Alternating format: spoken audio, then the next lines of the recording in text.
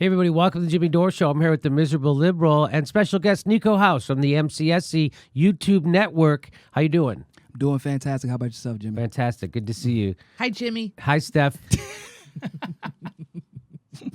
Hi, Steph. So you're from Florida, Nico, which is why I want to talk about Miami. this race. Miami specifically, okay? We're not like the rest of those people, those crazy zombie face-eating. You can't. I'm from Chicago. I can't disavow Illinois. It's in Illinois. But they don't say, "Oh, I'm from Chicago, Illinois." You don't say, "I'm from Illinois." Where do you say you're from? I say I'm from Chicago. Oh, okay. Just want to make sure. Okay, so this has been a very interesting time, right? So everybody loves the progressives. Tim Canova, Andrew Gillum, Tim endorsed him early on. He was also endorsed, Andrew Gillum, by Bernie Sanders. He won the Democratic primary to be governor, and he's a progressive. He's for Medicare for all. And then it seemed like the establishment started to put the screws to him, right? Yeah. And so Tim Canova's running against Debbie Wasserman Schultz, who everyone knows cheated the Bernie Sanders and the progressives. She didn't cheat the Russians or the Republicans or Fox News. She cheated registered Democrats in the primary, which is why she had to step down. But there's still no price to ever pay because she's still a congresswoman and she's still very influential in the Democratic Party, so much so that Andrew Gillum now has to bend a knee to Debbie Wasserman Schultz, who, let's remember, is the problem. She's the one who cheated Bernie Sanders. Bernie Sanders endorses Andrew Gillum, and now Andrew Gillum has to do public appearances with Debbie Wasserman Schultz. That just, to me, what it looks like to me is that the Democratic establishment is just like turning the screws to him. And so that's why because this doesn't help him. Mm-hmm. Debbie Wasserman Schultz is not liked in Florida. At all. At all. Right. In fact, I'll show you what happened to her when she tried to give a speech at the 2016 Democratic Convention. All right, everybody, now settle down. Everybody, settle down, please. Okay. All right, we have a big program. We have a big program today. Let's hear. Let's be respectful. Please be quiet so Debbie can speak.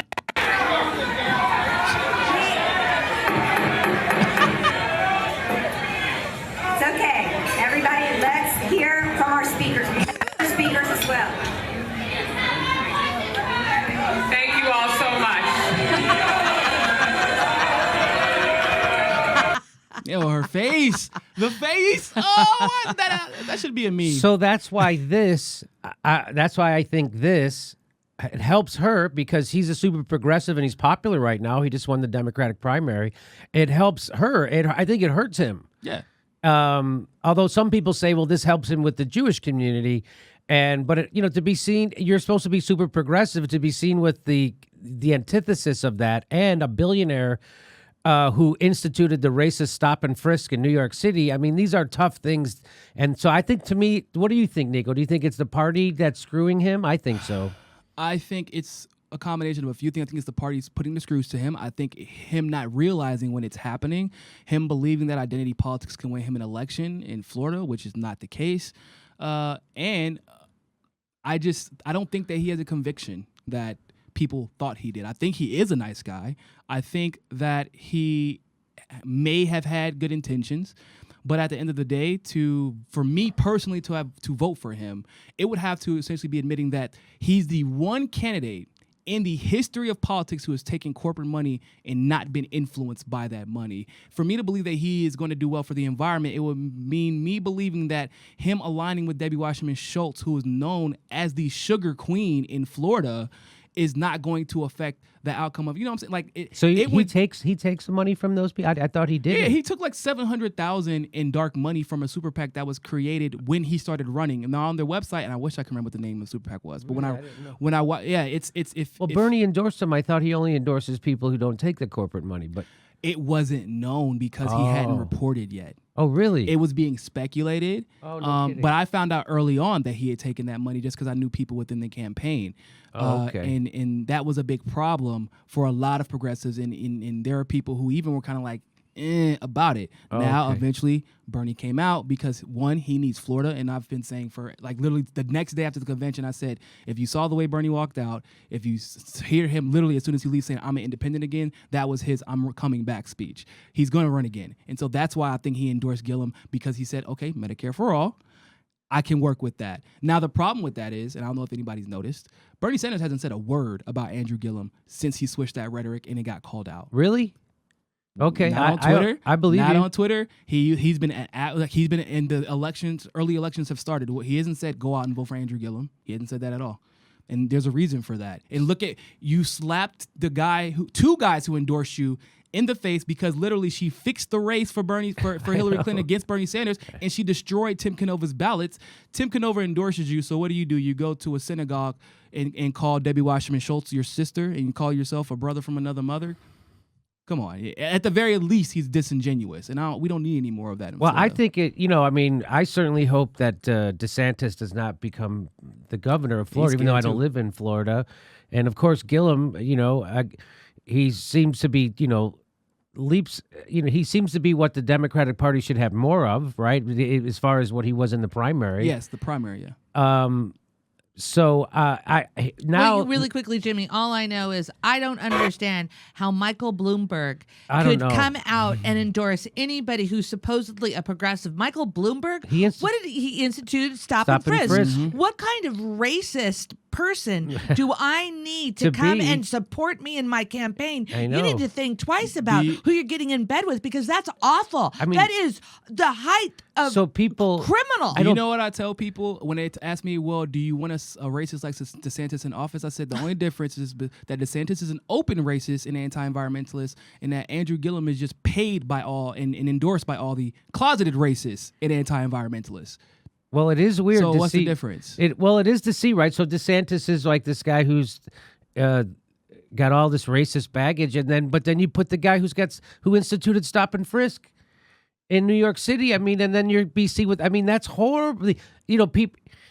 My head snapped when I saw him at So- the DNC convention. That Bloomberg's on stage. couldn't You believe- can't give me Nina Turner. I want Nina Turner. I want Bernie Sanders. She was But I have to- forbidden. Oh, you're right. Yes, yes, That she makes was. it even worse. But Bloomberg's okay. Come on down. Yeah, the Democratic Party did not allow Nina Turner to speak at the convention, but they did allow Michael Bloomberg, billionaire white guy who instituted stop and frisk. I can't get over this. And now Hillary Clinton's going to campaign with Gillum in Florida. Now, who does that help? That helps Hillary Clinton. That doesn't help Andrew Gillum. Hillary Clinton lost Florida to Trump. You want to know who's running for office and who has plans for 2020?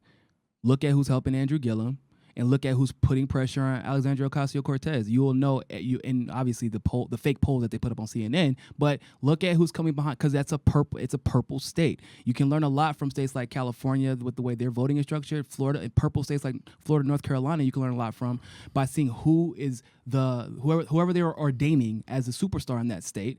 That's because they believe that they can directly benefit from them. And that's just a fact. But that's what makes Andrew Gillum, in my opinion, even if he's well-meaning, he becomes more dangerous. Same thing I say about Kevin De Leon and Beto O'Rourke for that matter.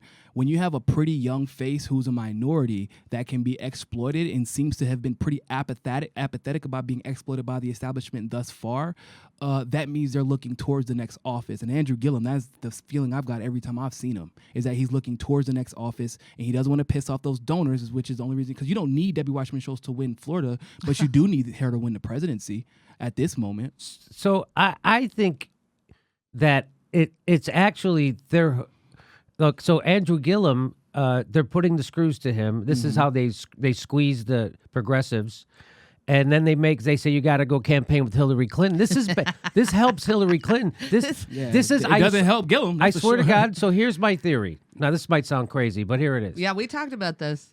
So you know how Tim Canova got screwed over in the primary? He might have won it, maybe, probably. No, he won, definitely won won the it. They primary cheated him. against Debbie Wasserman Schultz. And then when he wanted the ballots recounted, they destroyed them. He went to a judge. Judge said, but then he found out, even after the judge agreed with him, that it was illegal. He thought that the head of elections would do something. Turns out the head of elections didn't do anything to the people who destroyed the ballots. And so what that means is that they're going to cheat him again, and there'll be no repercussions because the people who run the elections have the same donors as Debbie Wasserman Schultz, as the Republican opponents, as the Republican governor, so they all have the same donors. So they want to screw Tim Canova. They're together, so they don't care if Debbie Wasserman Schultz cheated Tim Canova. They want Debbie Wasserman Schultz there, the donors. You get that? So what I think is happening here is that the Democratic Party has the same donors. They don't want Andrew Gillum to even win. I think Debbie Wasserman Schultz and Hillary Clinton want to screw him as the progressive and say,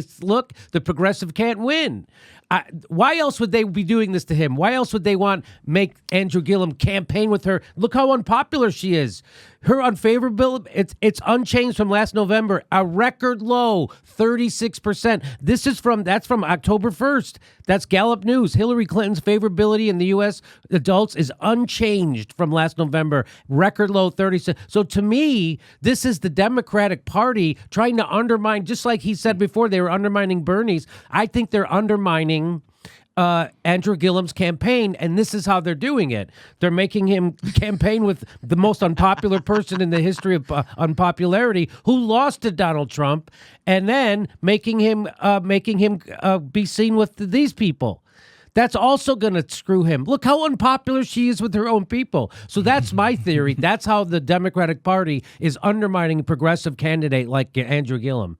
I actually don't think that's a crazy theory at all. I mean, it's almost like what they did right after the election with Bernie Sanders when they realized that he was still ridiculously popular. So what do? You take really controversial issues, especially issues that Bernie is kind of, I won't say iffy on, but he's kind of, he takes the intelligence community's opinion because that's what older style politicians have always done. And so they throw him in front of a camera, and that's the only time he's allowed to talk. And then they have like what he'll say something, and they'll say the Cory Bookers of the world. Even Bernie Sanders says this, even Bernie Sanders. So you're seeing that pattern kind of take place and come into fruition with Andrew Gillum. And I think that you're right. I think that they feel like they have to have a total annihilation in the midterms to a degree in order to successfully win back the White House in 2020. But I also believe, like what you said, that it's for Hillary. I think that Hillary's going to run, and I think the goal is that Hillary doesn't even necessarily have to win. She can take the delegates that she does win, hand them off to Kamala Harris or Cory Booker, or Cory Booker and Kamala Harris can then take their delegates, very much so like Martin O'Malley did. Martin O'Malley took his delegates and made a backroom deal with Hillary at the convention. She got all his delegates that he won. Now imagine multiplying that by 50 between Kamala and Cory Booker. That's disaster for whatever progressive wants to win in the Democratic Party in 2020. And it still has not really been talked about or addressed. I've addressed it over and over again because I've been involved in politics, but people have no idea how bad it is to have this saturated of a presidential candidate race when every one of them they're not doing what Marlon, they're not pulling out. They're going to stay in and suck every single delegate away. And if you want to change the Democratic Party, if you're in that camp that believes that it can happen in 2020 for whatever reason, there's not really any proof to show that it's happening, but you better be throwing every single progressive you can in that race. If you want a Bernie Sanders or a Tulsi Gabbard to win, who I think is also going to run, I think that Bernie should encourage neither to run. I think that they have to fight fire with fire because, like you said, they're putting people beside these progressives to undermine them. So the only way you can do is put more progressives in the mix. And I think that Andrew Gillum should definitely have more Tim Canovas beside him and behind him than the likes of Bloomberg and Debbie Wasserman Schultz. Yeah, I agree. I think this is definitely a strategy to undermine him. And, I hope he can overcome it. Anyway, thanks for being here, Nico. Everybody check out MCSC YouTube channel, MCSC Network. Oh, yeah. Also, justinform.com, our new social media platform that Tim Black and I created with Suzanne Murphy, our partner. Yeah. We it's essentially for anyone who wants like honest journalism. We have several contributor pages that journalists live stream on, and you can post articles. And if you're a personal blogger but you don't want to commit full time, we even have a section where you can post blogs and political updates that everybody on the timeline can see, so we get out of that echo chamber. And where is that? What is that called? Just JUSTN Inform, FORM, all one word, .com. Okay. Please make sure you're subscribed. Even if you think you are subscribed, there's a good chance you're not. So please check. It only takes a second. And then click that bell. And that's how you know you'll get a notice every time we drop a video. They still won't notify you every time we drop a video, but that's the best we can do. Plus, if you like the show, you want to support it, please become a patron. We give you hours of bonus material every week. And come see a live show. Go to jimmydorecomedy.com for our live schedule.